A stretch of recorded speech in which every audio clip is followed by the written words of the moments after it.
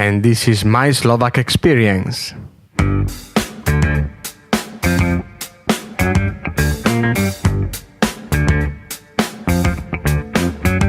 Welcome everyone, I am so glad you're listening. Today's guest is Nasi, a brilliant and actually very funny and super cool comedian who came to Slovakia when she was 15 with her family from Iran. She has a lot to say about what it means to be an immigrant and how even little things, if well considered perhaps, can make the life of all immigrants much more pleasant. It's a very refreshing conversation with someone that feels at home in Slovakia. So, without any further delays, I will leave you with Nasi, the stand-up comedian. Enjoy!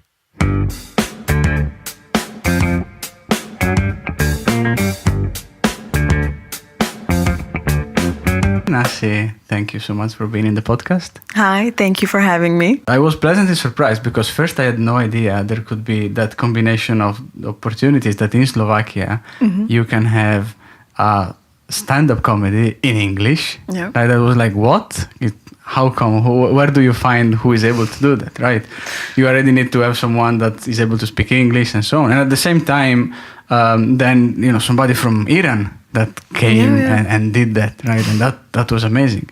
But then actually I was searching in these days, if there was something online about you, right? And then I just Googled Nasi stand-up and I got that you're also doing, good stand-up in Slovak. So, that's good. That's very interesting. So how did you get to do stand-up in Slovakia and also being able to do them in Slovak? It's been kind of a long journey, but it's only I'm still an amateur technically because I started about 2 years ago, and it all started with the fact that there was this there was a Slovak stand-up comedy group called Silné reči, and they were doing regular shows in New Spirit here in Bratislava, and my older brother, who is also doing stand-up comedy both in English and Slovak and mainly with Silné reči, we started basically performing with them, and he started it. He went there once just with some friends, and then they have this open mic section, and he tried it out a few times, and then Silné reči had more and more growth, and actually it was one of the creators of Silné reči that suggested to Sia that we try doing this for internationals.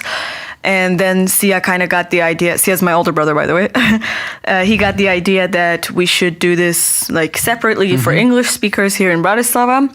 So he basically started the group Jokes on You with me, and we started performing for foreigners in English, and we do in Slovak. We do it with Silné reči, Comedy Dungeon, and Punchline. And in general, we have a funny father, so we were just always into making jokes ever since we were kids. Okay. And overall, I think stand-up was a great way for us to get exposure as migrants.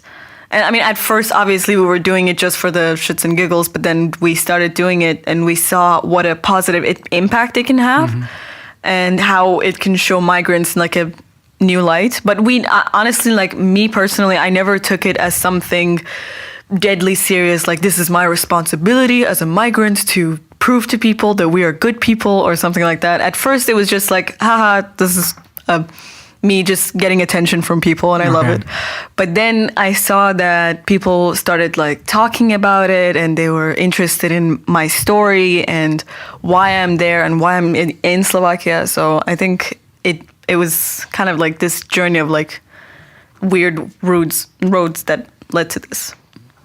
And so what brought you to Slovakia initially? Basically, my family and I, my parents and my 2 brothers, I also have a younger brother, we moved to Slovakia in 2010. We are identified as economic migrants. My parents were looking for countries to migrate to from Iran because the economic situation was getting worse basically day by day. And for the longest time, they did research, they looked everywhere, and Slovakia, both culturally and economically, looked the most appealing. And since my mother had some experience also working in the Slovak embassy, she knew that Slovakia would be the right choice, and she was right. We are very satisfied. Are you also satisfied? Yeah, I personally, I moved here when I was 15, and now I'm almost 23, and I can honestly say that Slovakia raised me a little bit. learned a lot about not only about living in a different society, in a different culture, but I also learned about what it's like to live life a little bit more freely and to try and become my own human, basically, which I was kind of unable to do as an Iranian. Mm-hmm. So you didn't choose to come to Slovakia, it was basically a choice of your parents, and you came here in the school directly, so you did high school here? Yeah, I did high school, I did university, I did my bachelor's degree, and now I'm on my way to do my master's, possibly in Brno, maybe in the Netherlands, we'll see. But that's just because of my subject, like it's not such a... I wanted to delve into the subject of European governance a little bit more, so that's why I might be looking into other countries, but Slovakia will always be home to me, so... And you did the school all in Slovak? I did it like basically the first year I had a bunch of classes in Slovak, but then most of my topic was in English. Yeah. So I was lucky like you're that. Slovak. I mean, compared to even after 9 years, I could never ever imagine to have a conversation at this level. So thank you. How did you learn that? I actually went to an international school, and also my university was in English. So I learned everything in English, but I integrated into the Slovak society through my school friends.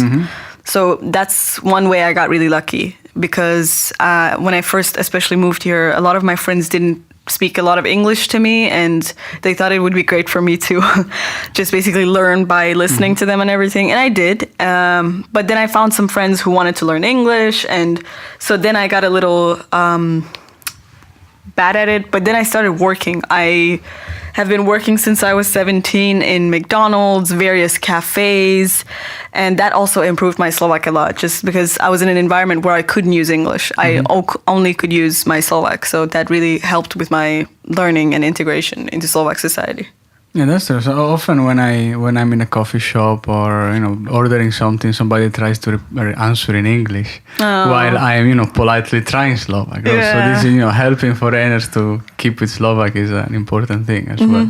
And do you think how is with English around? Is it still since you came at the beginning, it was something that you struggled, that's why you learned, or you could find everything in think English? I struggled a little bit more because I was in various environments, because I went from an English speaking class to Slovak speaking friends, and so it varied for me. But I think a lot of people, when they first move here, they're in only English speaking communities, so they don't get the chance to learn like this day-to-day conversations or listen to them as much.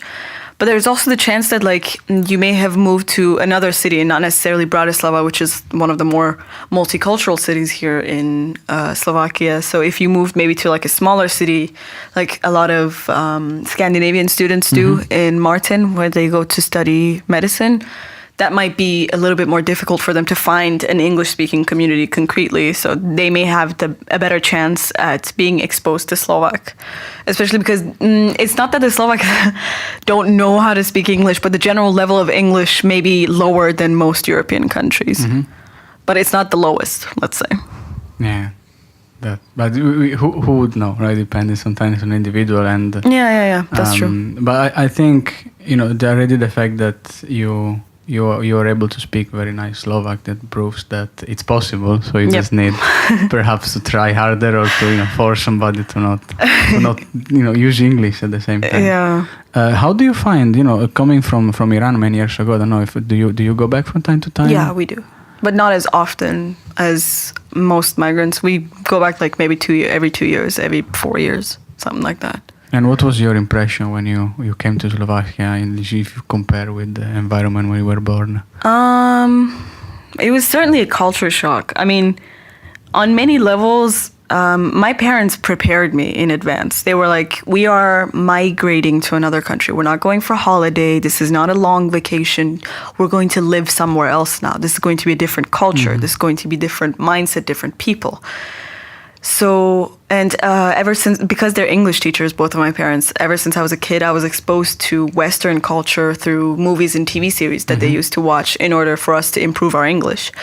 And so on many levels, I was already kind of like ready to understand that I'm no longer living in a Middle Eastern society where people, especially in my country, are like dictated also by this interpretation of religion through the government.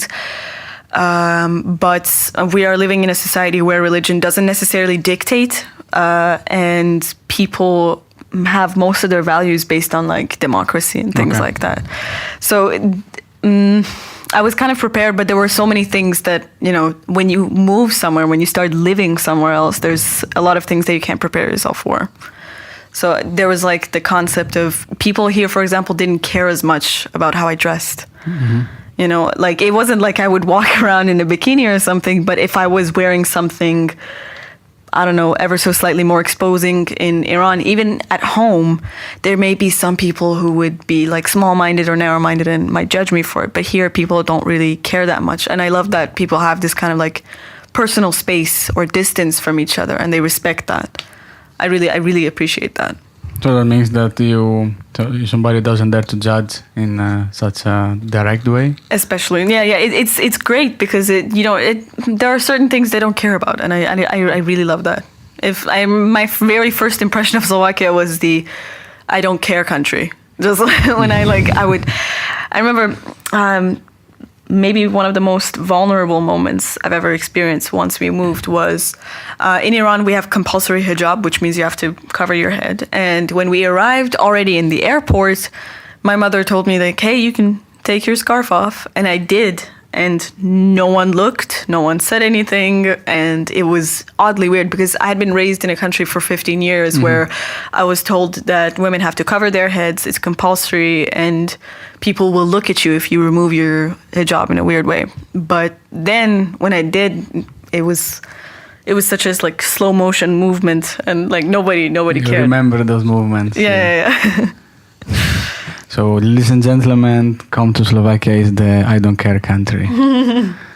Indeed it is. I mean, at least for Middle Easterners, it's a bit of a shock like that. But maybe also there were so many things that I didn't get exposed to as a teenager because when we moved here, I went to school. So I was like in a different community or a different place. But when you move here as an adult, it's a whole other experience.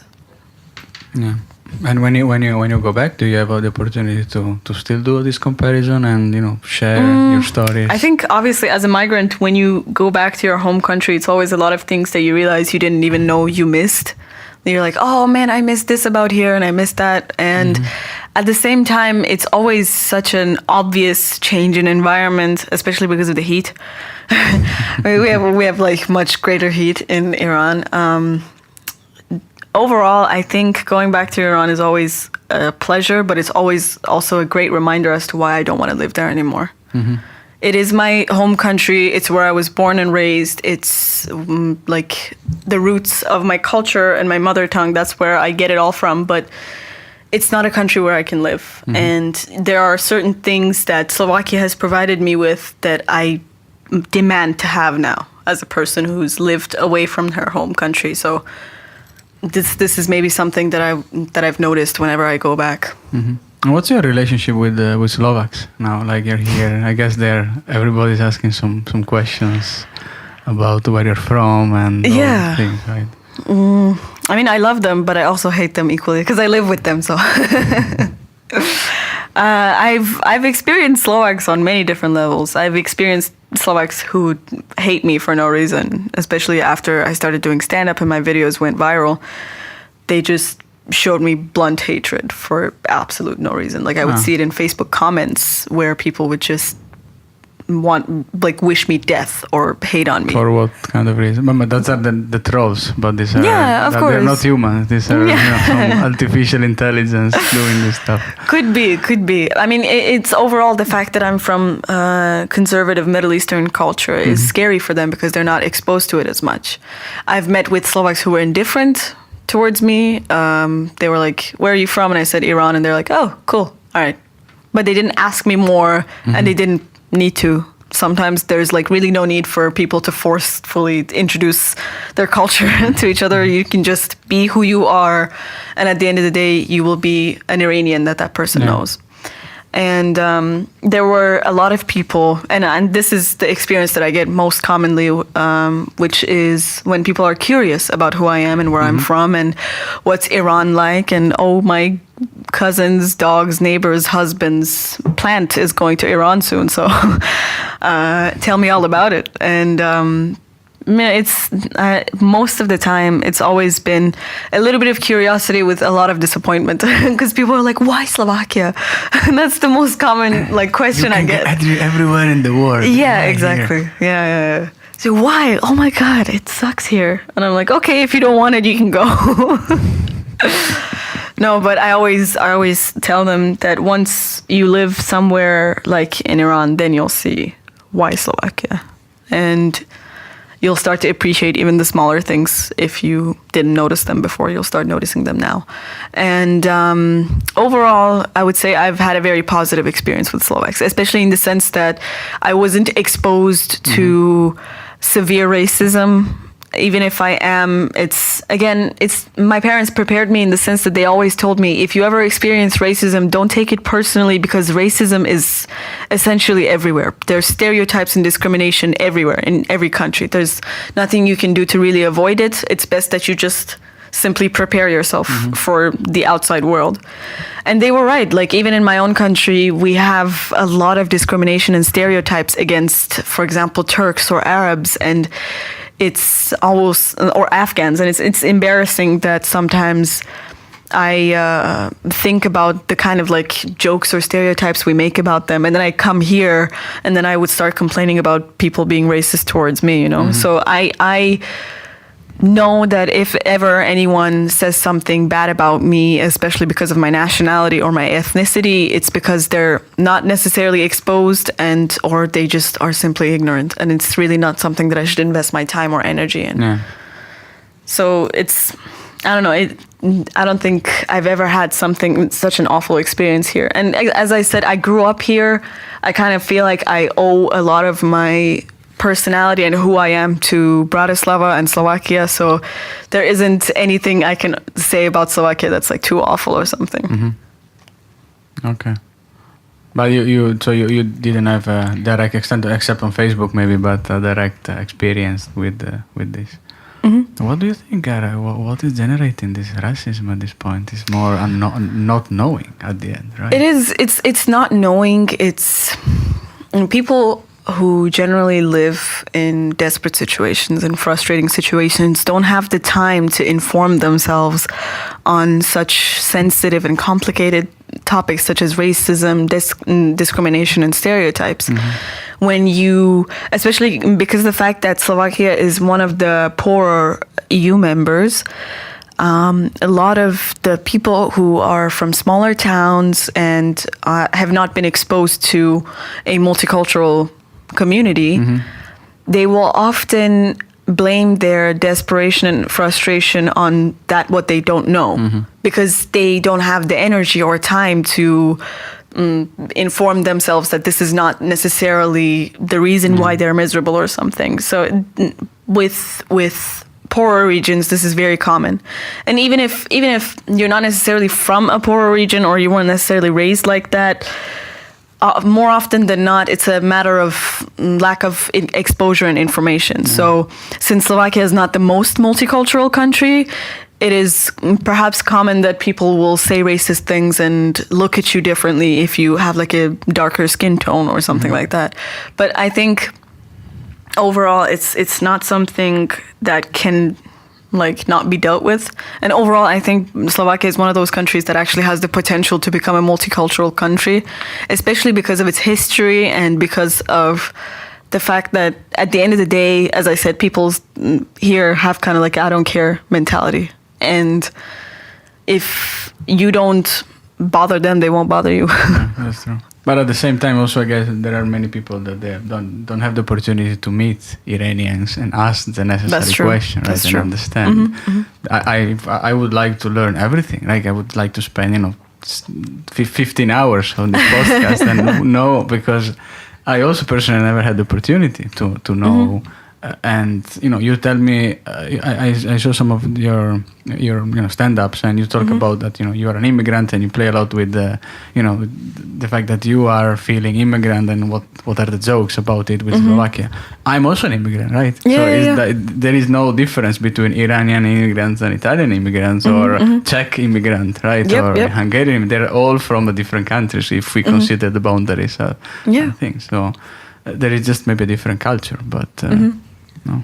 And I mean, ever since also the refugee influx and the refugee crisis, the word immigrant became synonymous with something else. Yeah. And for example, people really forget about the fact that if Slovaks are living in other countries, they're also considered as immigrants. My friends and I, we always joke about this because I have several friends who are studying abroad and they are technically immigrants.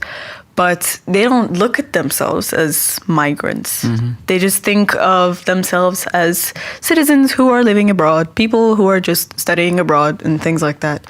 But technically, if you pack all your stuff, move from your country of origin to another country, and you actually plan on staying there and you live there and you are integrating into their society and learning about their culture, you are a migrant.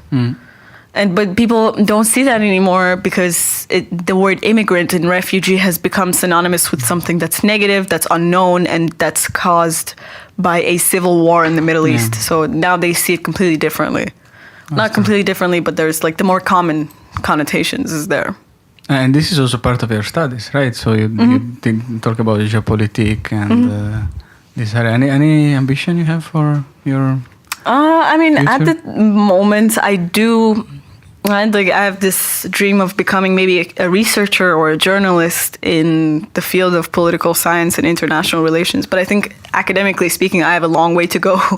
I still have a lot of studying and learning to do, which I look forward to. But overall, when I did my degree here in Bratislava, I learned so much about how the world works and how politics influences governments, people, and countries and nations, and it's incredibly interesting. It can get really dark, but overall, it's something that I'm really interested in, and I would love to learn more about it. Maybe educate others as well. The stand-up is already a strong channel to share. With a contrast and with humor. It is. It's always also it's a great tool because, as you said, as you add in humor, it makes things a lot easier to comprehend and to consume. Whereas, with news and articles, sometimes it can be a bit difficult to read without it becoming too serious or too threatening. Are you doing them more in Slovak or in English now? At the moment, I'm doing more Slovak shows, but that's just because I haven't prepared enough English material. Okay. But thankfully, I'm getting... we have a lot going on with Jokes on You as our English stand-up. And more or less, throughout the summer, it's always harder to do shows because there's not a lot of people left in Bratislava and everybody's on vacation. But when people come back, we start around September, the new season. And even with Slovak stand-up, there's more shows then. So I'm going to be doing a lot more in the upcoming months. So good luck for those. Thank you. And so we talk about people that meet you and ask you why Slovakia. So I'm asking you the same. Why Slovakia? What are the things, maybe 3 or 4 things that you consider particularly positive of living in Slovakia? As an Iranian, there's a lot that I can be thankful for because there are so many things that I'm missing in my own country, especially as a woman. It's not that women are necessarily second-class citizens in Iran, but there are a few rights that we're missing that may be essential to womanhood or women. So when we moved here, first of all, the freedom to dress how I like, the freedom to study what I like, the freedom to basically marry who I want to, and that you couldn't do. Right? Okay. There was so much that I couldn't do. Even though my parents are incredibly liberal and open-minded, that one of the reasons why they wanted to move was because they were looking for a better future for their children. And I think one of the greatest things I can ever be thankful for is the stable economy. The fact that my parents beforehand, when we lived in Iran, it's very common that you don't move out of your parents' place until you are married with a full-time job and a stable income. Then you can move out. Otherwise, it's too risky, and you might actually become homeless very quickly. Okay. So here, both my older brother and I, after a couple of years of living with our parents, we were able to move out. I found a full-time job. I was able to move out, pay my bills, and I was 20. Mm-hmm. And I was 20 and I was already achieving this. And I have cousins who are living in Tehran and they're almost 30 and they cannot do this because of the economic instability, basically the lack of predictability. It's so frightening on so many levels. And that's one of the reasons why I love Slovakia and I'm very thankful to it, because there are so many things that I can set goals for, and I don't have to be afraid that tomorrow there's going to be a great influx and there's going to be great inflation like there is in my own country. Mm-hmm. And I won't even be able to not only pay the rent, but I won't even be able to pay for food. You know, there are certain things that people don't necessarily see when they've been living here their whole lives or living in an economically stable country. And I wish I could show them without necessarily them experiencing it, because it's not a fun experience.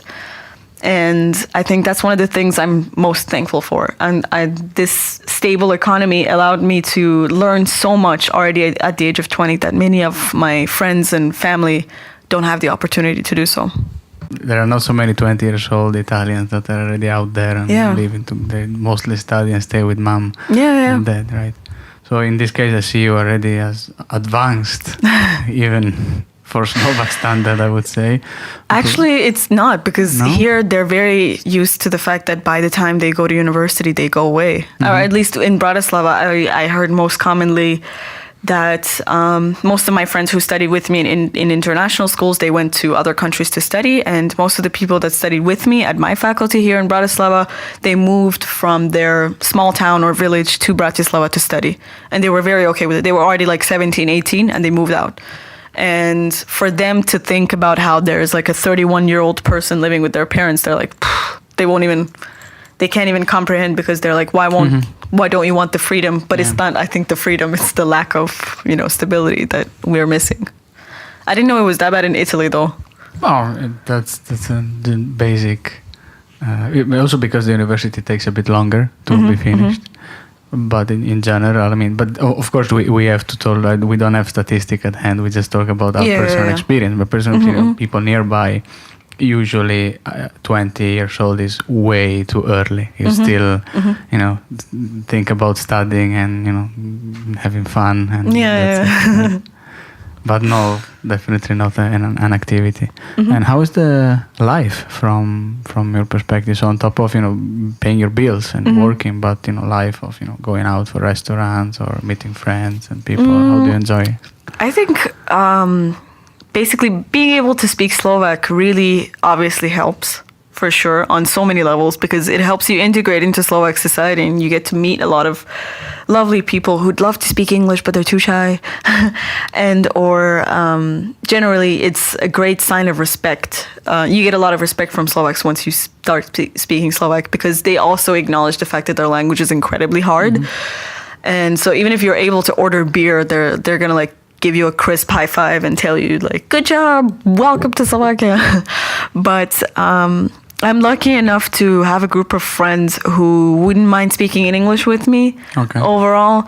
But I also have several groups of friends that I only speak Slovak to. I live with Slovaks, so we mainly speak in Slovak. I have groups of friends who are Slovak but speak in English to me. I have groups of foreign friends who are speaking in English to me. I have groups of foreign friends who speak in Slovak to me. I'm very lucky in the sense that stand-up also provided this platform for me to get to meet a lot of lovely new people, both from the foreign community and also the Slovak community. So I love life here overall. I think stand-up has given me the chance to not only meet new people but speak out about my experience overall. You started as a stand-up, but that's not the only way of living, right, for you for the moment? No. I'm currently working as a tutor of English, and I'm also doing translation work between Slovak and Persian. And overall, I think stand-up, I'm lucky because I also get paid for a bunch of my gigs, so I can also earn some money from that. And overall, I'm taking like basically some time off before my master's, so I'm getting to experience basically life of a foreigner without the identity of a full-time working person and also the identity of a student. So I get to experience life at various points. I like it. Do you enjoy also some local food? What's your favorite? I don't mean to be basic, but brinzové halušky is my favorite. Okay. I really enjoy brinzové halušky, especially because of the bacon. Oh my god, the bacon is amazing. And I also love pirošky, and no, they're called pirohy here. Oh my god. Pirohy is in Poland or... Yeah, I think it's in Russian. I'm not sure. No idea. Okay. But pirohy are really nice. Besides that, I genuinely enjoy McDonald's. But overall, I also enjoy Slovak alcohol. There's so much to adore about this particular concept. Like beer or... Borovička. Borovička. Yeah, that's one of my favorite spirits. Gets the job done. It's mostly a swallowing experience than sipping and enjoying it. That goes maybe for rybezlak, which is blackberry wine. I'm not sure, or it's like sweet berry wine. Yeah. It's the most delicious wine I've ever tasted in my life, and the problem is that it tastes like juice. So you keep drinking it, and then you forget that it has like 14% alcohol. Yeah, and a lot of sugar, so you get much more. Yeah. Exactly. So. Cool. But anything you miss in this case from food perspective or from Iran and that area? Actually, if there is ever any recommendation I give to people who want to visit Iran, I'm like, try the food.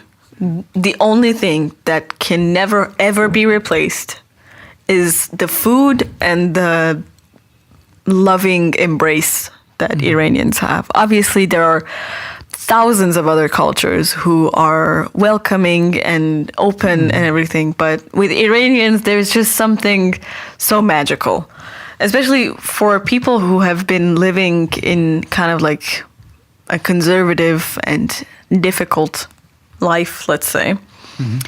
It's always so beautiful to see that they are going to give you whatever you need. If you are a guest, like if they have two crumbs of bread left, they will offer it to you. They're incredibly hospitable people. And I love that about Iranians. I love the fact that we are also party people. We will start singing and dancing in every party. And every family gathering that we had, there was always like one person that had an instrument and another person that would start singing. And I really genuinely miss that because I don't find that here as much. And the food, oh my God, the food, the rice, the stew, like the meat, everything. Just because Iranian culture is very old, basically. People have been resident in that area for more than like 1,000 years. So our cuisine is pretty developed.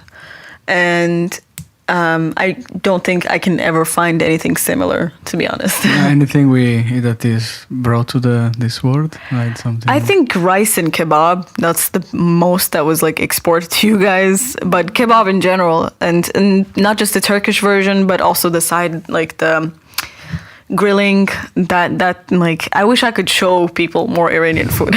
Honestly, if I had the cooking skills, I would do it. But to distribute during the stand-up, for example. Yeah, right? We would have like so many more attendees. But I don't think I'm not sure. Maybe we have similar dishes to some Hungarian dishes. Like goulash is very similar to something what we have in Iran, but I don't think it's necessarily related. I wish I could like show people. I'm not sure if I can. And did you ever have some people visiting you from there coming? Yeah. I actually have some cousins visiting from Iran. Some cousins who were living in Iran, but also now live in Germany or Canada. And what did you show to them when they came? And they were obviously, I took them to castles like the Bratislava Castle, the Devin Castle, and we walked them next to the Danube with my family. But overall, I think one of the things we wanted to show them was how people drink in Slovakia, and like we were really bragging about that too. But you are not able to drink in Iran, or it's you can't. You can't. It's not at all? No it's banned. pubs where you can find it or anything. I mean, people obviously find it illegally. Black market of alcohol. Okay. Yeah, we have like homemade alcohol, which tastes nothing like the homemade alcohol here in Slovakia. So I think that's another reason why me and my older brother especially are very thankful, because we're like mini alcoholics. Like in order to integrate into Slovak culture, we really became alcoholics. And that's one of the things we wanted to show to our friends and cousins who visited as well, about like how awesome pub life is here, and how like, you know, you go from one small group sitting at a table and by the end of the night everyone's talking and enjoying themselves, and just no one cares about who you are and what you're doing. People are just genuinely enjoying your company, and that's it. No one's like, there were so many cases where sometimes I would be worried. I'd be like, oh my God, that guy looks suspicious. Is he being discriminatory against the fact that we are speaking in English? And then we realized he wanted to join our group and like buy us beer, and we were like, yeah, come on over. And there's so much to love about pub culture here. But after the borovička, like before there is I don't care, and then exactly. I'm your friend forever. Exactly. What's so lovely about Slovaks is that they always maintain the distance. They're not openly 100% friendly like what I'm used to. I would say like we're very warm-blooded where I'm from, so we will instantly become besties. If you give us a chance, we'll like instantly want to be your friend. We'll do whatever we can. But here in Slovakia, people maintain their distance. It takes a while for you to befriend the Slovak, especially if you're from a different country. But then they get drunk and they show you all the love in the world.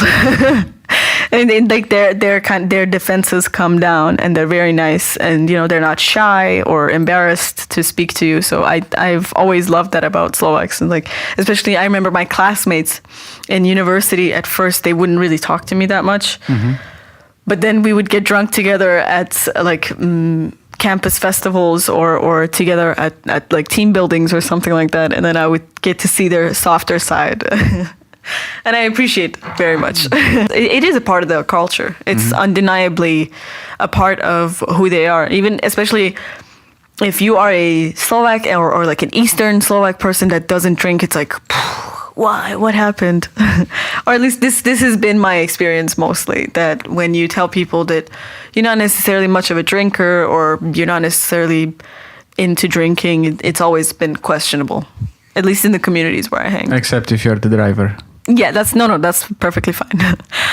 But I've also even come up with cases like where people were like, okay, so when are you driving again? It's okay, you have time till then to do like one shot with us or something like that. So I would say it's a big part of their culture. Sometimes it can be a negative thing for sure, but mostly it's been positive for me so far.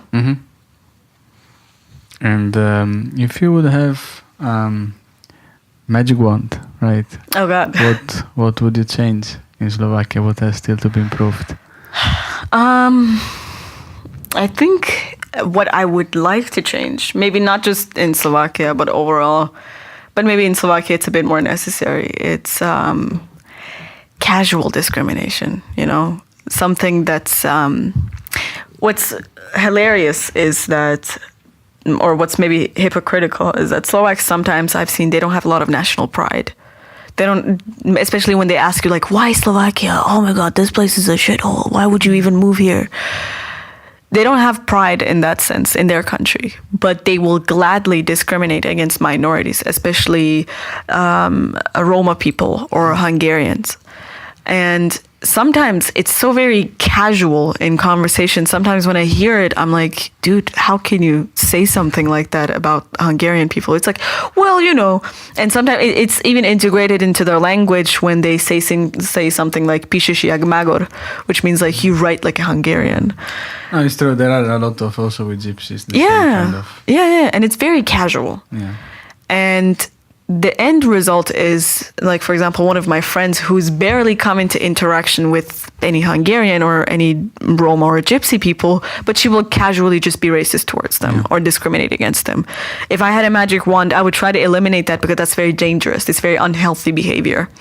And it's the kind of behavior that kind of fuels extremist ideology. It's the kind of casual racism that maybe ends up in like a very ugly bar fight and it turns people against each other. It's the casual racism that kind of fuels these like hate speeches and things like that. If I could remove that, I would, because there's nothing wrong with being a little bit more sensitive towards minorities. You know, I've always said that minorities are not, like a side dish. We're a part of the community as much as the majority. Just because you don't pay attention to us or you don't see us as much doesn't mean that we don't live in the same city as you. Just because when they murdered the journalist and his girlfriend back in February, just because it was about Slovak government and corruption in the Slovak government didn't mean that the foreigners weren't pissed off or frustrated or scared, you know? We were there at protests. We were like walking by them side by side because we are a part of their community just as much as they are. We all live in this place. Yeah, exactly. We're not living in some like separated by a wall or something. But this kind of silent, unconscious bias that is also part of the basic culture. How would you get rid of it? Like by standing if you hear it, or what would you do? No, not necessarily. I would. What I did with most of my friends. Again, this doesn't mean that they're bad people, and this doesn't mean that they would actually do something awful if they ever come into interaction with a minority. What I do with them is that I kind of give them like this small sensitivity training. And again, it's not my job, it's not my responsibility, but I feel like it would help. And what I do is that I'm like, so what's the difference between me and a gypsy? And they're like, but you're an immigrant. I was like, well, I'm a minority. I'm not from here. And they're like, no, tisi nasha. That's the phrase that they use. And I ask them not to. I tell them, I'm not necessarily your friend. I'm also a migrant. I'm also a minority. I'm also dark-skinned. And if somebody said something like that about me, you would be mad at them. And just because you don't have any Gypsy or Hungarian friends doesn't mean that they should hear kind of shit like this, or they should be discriminated against like this. So I think, in my opinion, what we can do is just start questioning why they speak like this, or why would they ignore something like this, and slowly like make them rethink their values towards certain people or certain minorities. Are there some similar kind of dict or way of saying in Iran about women, for example, or about other minorities there? Yeah, you mean like, are there any stereotypes towards people? Yeah, for sure. Obviously, for example, I would compare the Gypsy or Roma minority to the Afghan minority in Iran. A lot of them are escaping kind of like a war-ridden situation, and they are basically refugees who may or may not be documented, and they have a difficult time integrating into our society because we're like, oh, you guys are like filthy Afghans and things like that. And because like maybe 2 or even more, like 500 years ago, a bunch of Afghans came over and had war with Iranians, people are still upset about that. And they were perhaps not even alive. Yeah, they weren't. They definitely weren't alive. And not even their like parents were alive during that time. And they still have the audacity to like hold this grudge as a tradition. And it's so weird. It's so fucked up that like, you know, during communist times or during the Second World War, people had a lot of hatred towards the Jewish minority that lived here in Slovakia, because the Nazis treated Slovaks extra harshly if they helped the Jews or if they were surrounded by the Jewish communities. And people still actually have this traditional grudge against Jewish people here for some reason. I never understood that, obviously, because I've never held a grudge like this against anyone for no reason. But that also maybe because of the fact that maybe as a migrant, I just automatically try not to discriminate as much. But that's probably a positive side of being a foreigner for sure. In a different countries, that since you are the one that potentially is in that minority, you understand much more of for sure.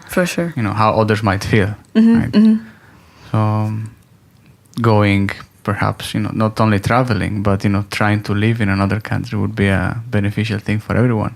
Yeah, it certainly would. I definitely recommend it to a lot of people, but also to a lot of people I say don't. Because migrating is not something that everyone has the, I don't know, maybe spirit to do. Because, for example, I see a lot of my friends leaving Slovakia to go study abroad because they're like, oh, Slovak universities are shit. I don't want to study here. No, forget it. This country's forgotten. This country is like too lowly for me. And they leave and they go to study abroad in England, for example. But migrating takes a lot of courage, a lot of sacrifice, and a lot of strong spirit. But these kids, especially at like the age of 18, they don't have what it takes to go away. But their parents send them away anyway. And then for maybe the 3 years of their lives that they're spending there, they suffer because they're unable to integrate and they keep coming back for the holidays. So they are not necessarily living in Slovakia, but because they're unable to integrate in England, they're not living in England either. And it's always like, you didn't have to move. You could have maybe just taken a gap year. And what's a move in English or to learn the language at the same time? Yeah, right? yeah, exactly. Like so that. it's just, I don't know. There's a lot of people that I would also recommend don't necessarily move because you think life is uncomfortable, and don't make such massive decisions without proper research and proper like planning. Yeah, that's true. But I remember when I did Erasmus for, I think it's one of the most amazing programs in European Union. Definitely, I studied for like 6 months abroad. Mm-hmm. And I remember they were always like that I always tried to not to keep far away, but there were the groups of Italians, right? Always together, like speaking Italian, being there with Italians and grouping all the time. And there was no opportunity for these groups to just integrate with anything else.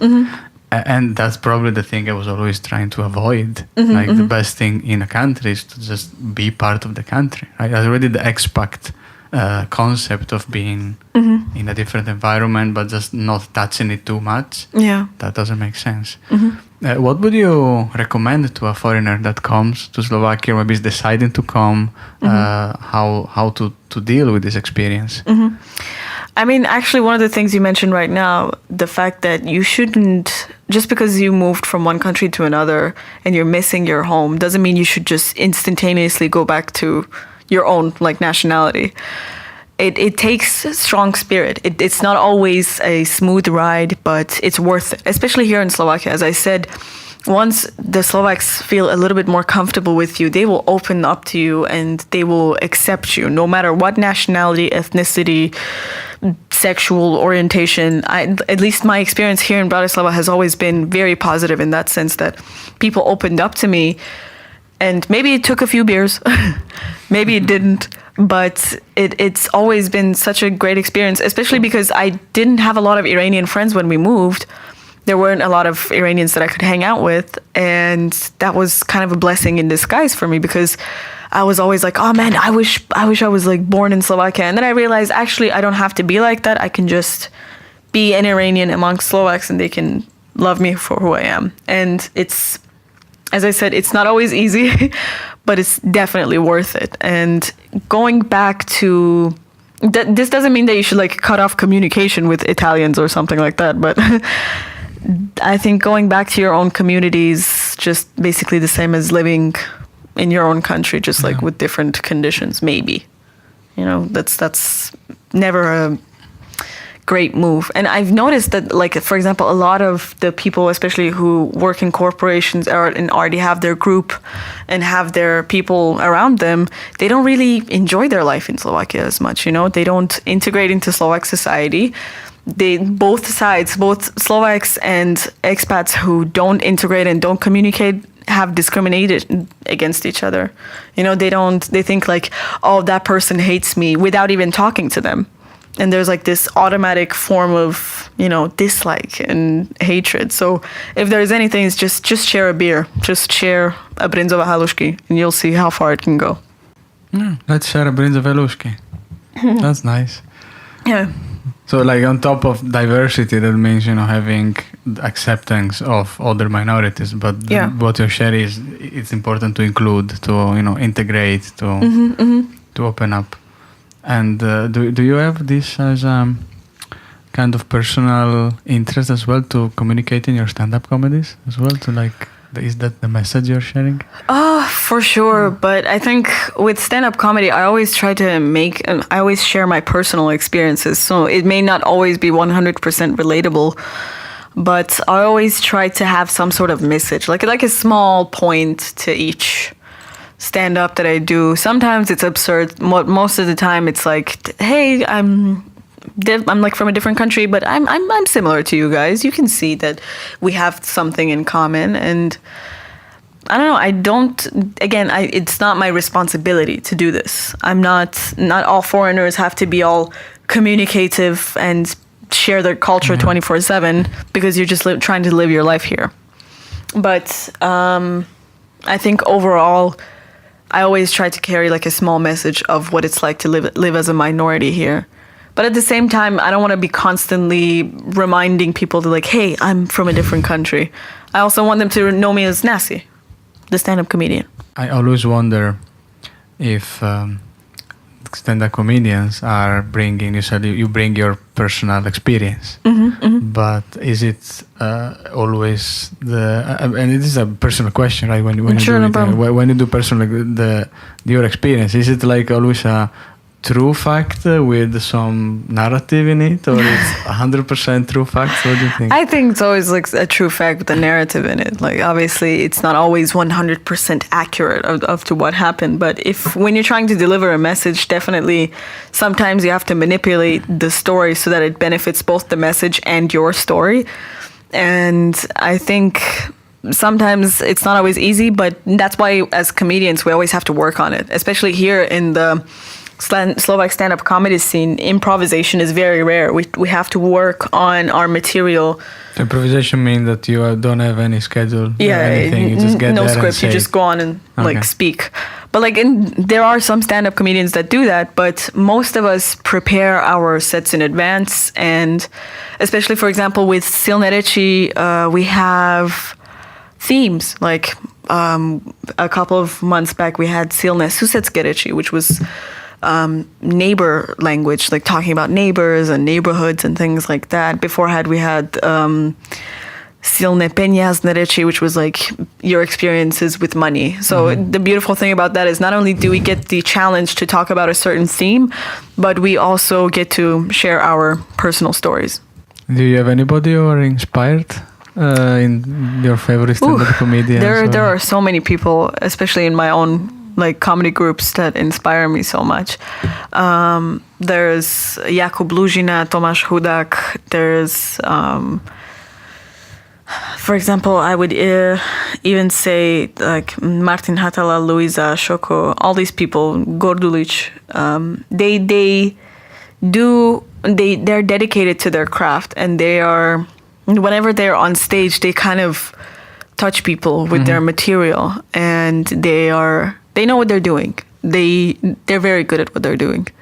And it took them a couple of years to get where they are. So I aspire to be like them and work on it for as long as I can. And for example, whatever it is, whether it's like a personal story or whether you are trying to take a very commonly known concept and just change the perspective of the people who are present in the room, it takes a lot of skill. So I want to earn that kind of skill. And overall, with like international comedians, I think my favorites are like George Carlin, Michelle Wolf, and people who generally go against the common concepts that are just known to everyone, and they try to change people's minds. And I really, really love that. I think that takes a lot of courage and skill.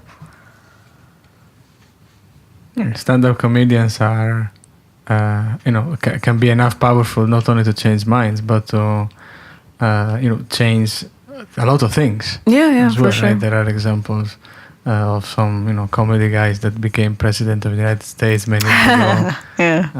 In Italy, there was the entire movement that now is in the government that was launched by a stand-up comedian. Wow! I think the interesting thing to analyze here is how a comedian, because he could speak, because that's a language that everybody understands, was able, to polarize a lot of people and to bring the message and then to change things. Yeah. It can be very powerful. It can be very powerful. So, yeah. And I mean, on many levels as well, comedy is very therapeutic. I get this message often that I remember one of the very first videos I shared on Facebook of me doing stand-up with Silne Reči. One of my friends messaged me right the next day and she was like, oh my God, I loved watching your video. I was like breaking down because of stress from exams, but then I watched your video and I laughed my ass off and I was like, oh my God, yay, that's so nice. You're so welcome and please tell me more. And I realized also with comedy, you can not only bring therapy to people and just maybe brighten their day a little bit, but also you can use your own awful experiences and turn them into something hilarious and turn them into something that is not as negatively influential.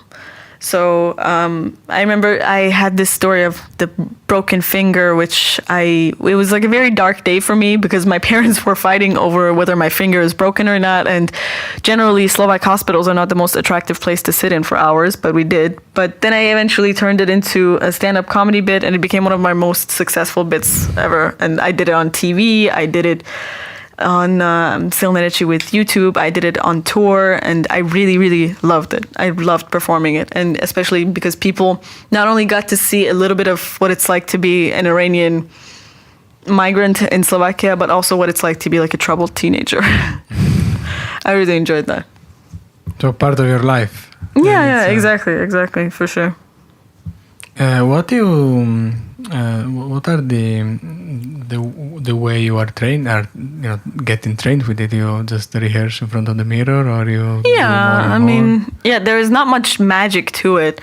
I think the most magical part is just when you are on stage, try to focus on your material and like don't faint or vomit or something like that.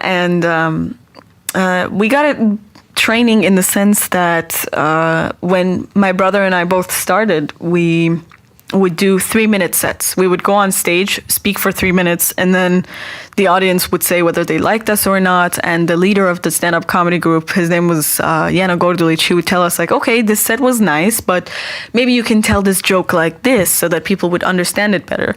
So we learned the craft maybe always step by step. You always have to do as many performances as you can to get the most out of a joke. And what is really nice about Silne Reči is like they really train you. They tell you like, okay, this is what you need to do. There's workshops. You sit down with professional comedians and they tell you like, oh, okay, I like that joke, but maybe say it like this. Or they're like, okay, that joke doesn't make sense maybe to you and your friends, but it's too much of an inside joke. Try telling it to your friends, not on stage.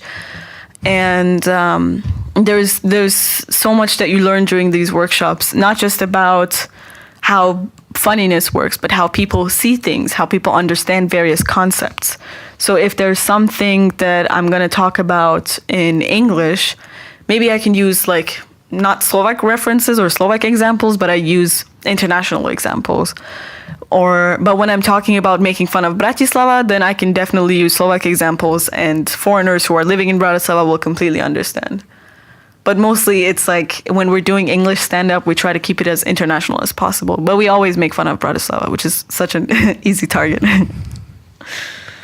And also most of the shows are in Bratislava, right? Yeah. But we also do shows in English in Brno and in Vienna. Did you travel also around Slovakia? We did, I think, 2 gigs in English around Slovakia. I think we did one in Trnava and one in Banská Štiavnica, but there's still not much of a demand for English stand-up around, like outside of Bratislava. With Slovak stand-up, yes? Oh yeah, with Slovak stand-up, definitely. There's constantly a show in another city. We're doing shows in festivals. We're doing shows in other cities, in Slovak, in Brno, in Prague. Silne Reči did Slovak shows in England and also in America, so that's always been like a shock to me, like how that works, but there is always a demand for Slovak stand-up for sure. And for people to laugh. Yeah, that and to feel good. for sure. Maybe, when you advertise your own stand-up, like with what's the way how you reach out to people? It's more posters, billboards. I mean, I always use like social media platforms such as Facebook or Instagram to advertise stand-up. But I think the best way you can advertise stand-up is just tell your friends to bring friends. That's it. and your friends come over and you like tell them like, hey, this particular alcoholic beverage is on sale and this show is actually for free. So come on over, enjoy yourselves, have a laugh. And that's probably one of the best ways we can advertise our brand as stand-up comedians, especially the English stand-up here. We try to make sure that like people just have fun. So Facebook is still like the main way. Yeah, for sure. We use like sometimes like paid advertisements and everything, and that always brings a whole bunch of cool people around. I loved it. Bene. Is there anything that you would like to share we didn't talk about? I mean, there's so much that I could talk about. I mean, 8 years is a long time.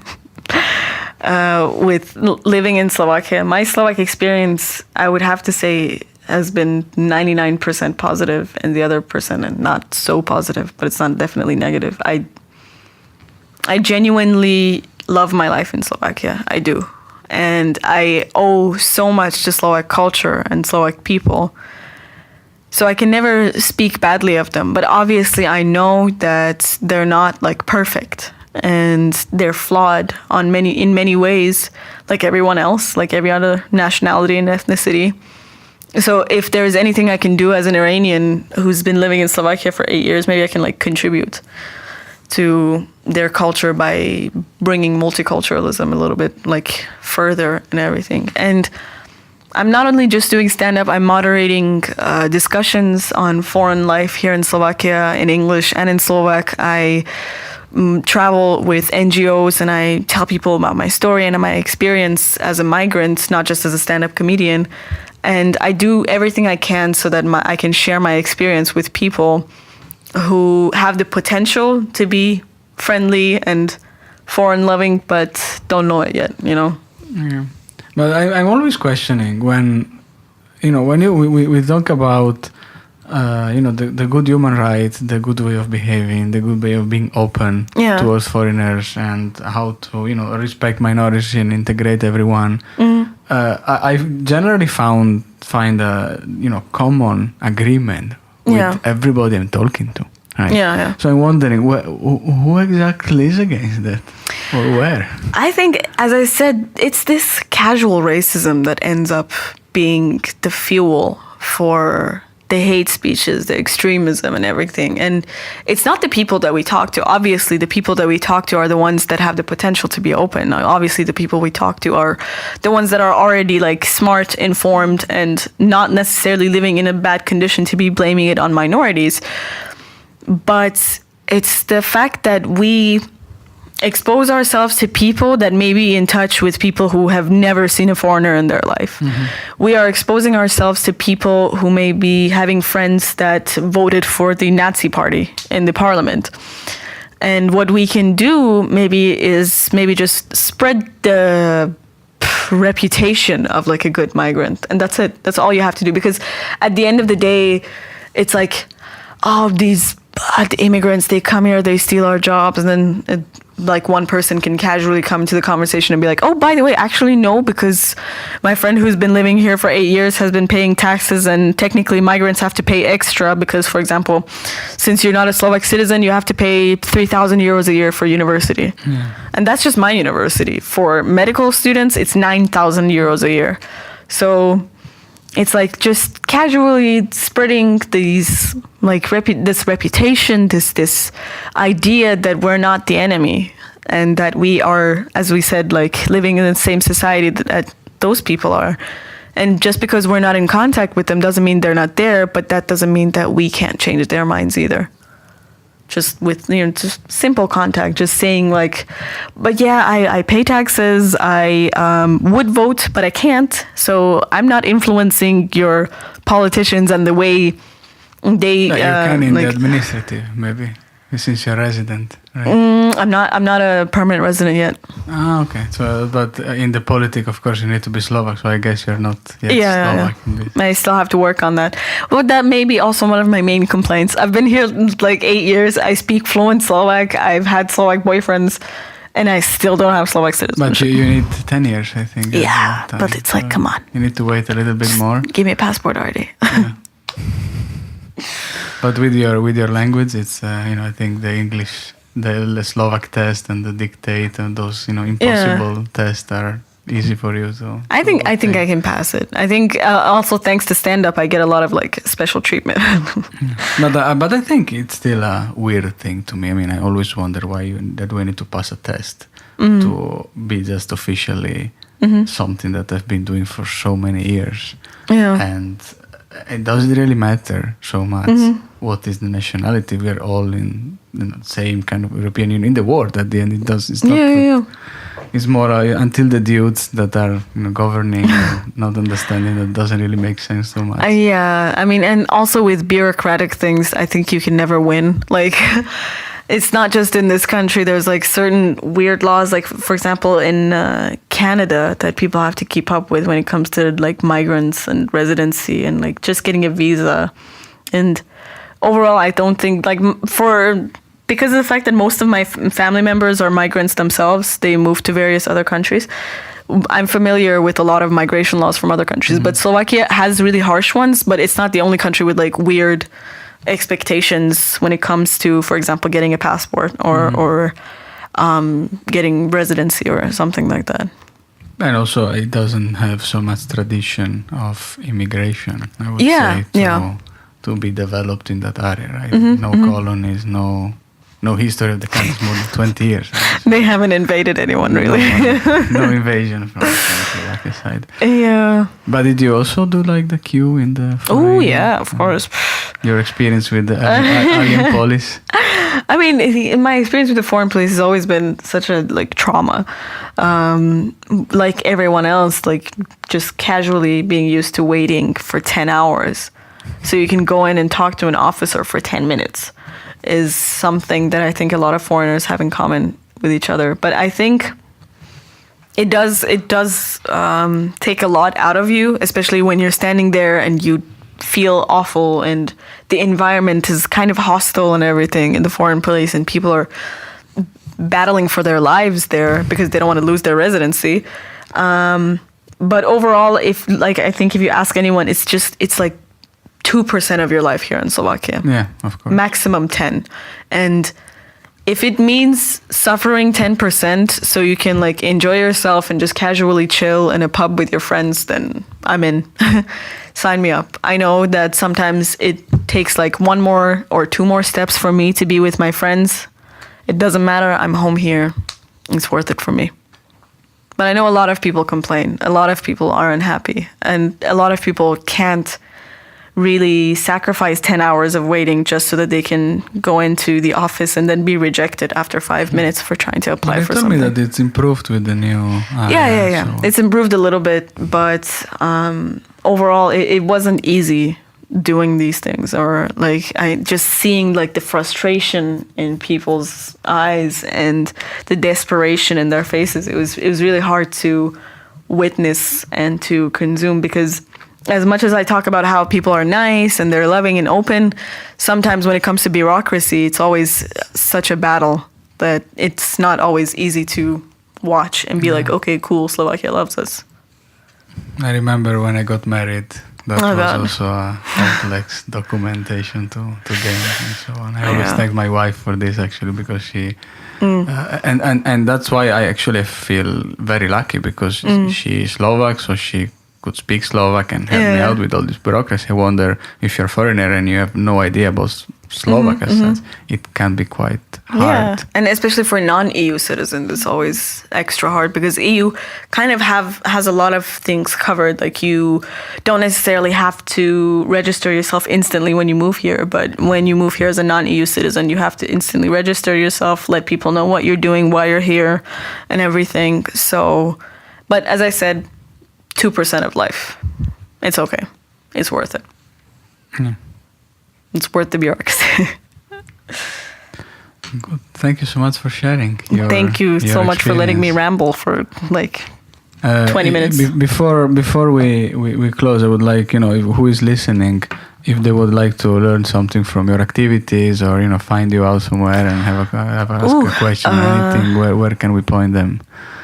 Where they can go? There is many Facebook pages where I always recommend, but the most important one is the Jokes on You Facebook page.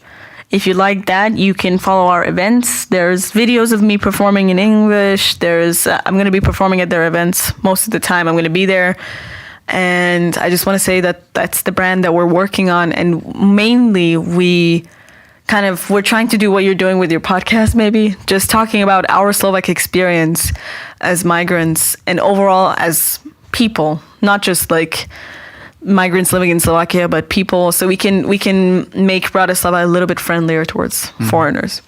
There might be more people than to bring to the podcast from that group as well. Yeah, for sure. Like I would love for more comedians to come on over down here. If you have anyone, I'm always happy to come and ask.